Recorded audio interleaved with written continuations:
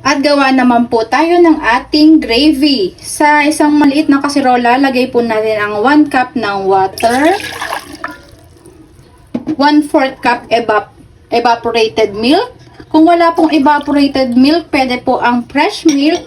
And yung 1 broth cubes ng beef, hinati ko po sa kalahati. Half lang po yung aking ilalagay. At maglagay din po tayo ng 1 tablespoon ng soy sauce. Ito po ang soy sauce ang magbibigay ng kulay sa ating gravy. Yan. Maglagay din po tayo ng 2 tablespoon ng ating flour.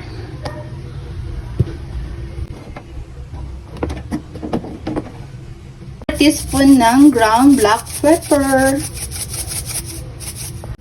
And pag okay na po lahat, nalagay nyo na po sa ating kaserola, saka po lang po natin i-open ang ating apoy.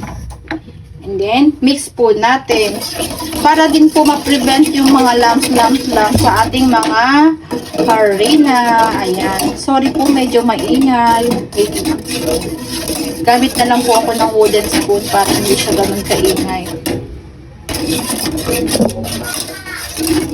Ayan po, thicken na po yung ating gravy. Kailangan po talaga pakuluan natin yung ating gravy. And then after po ng mapakuluan natin ng mga 1 minute, off na po natin at ilagay ang ating 1 tablespoon ng butter. Ayan.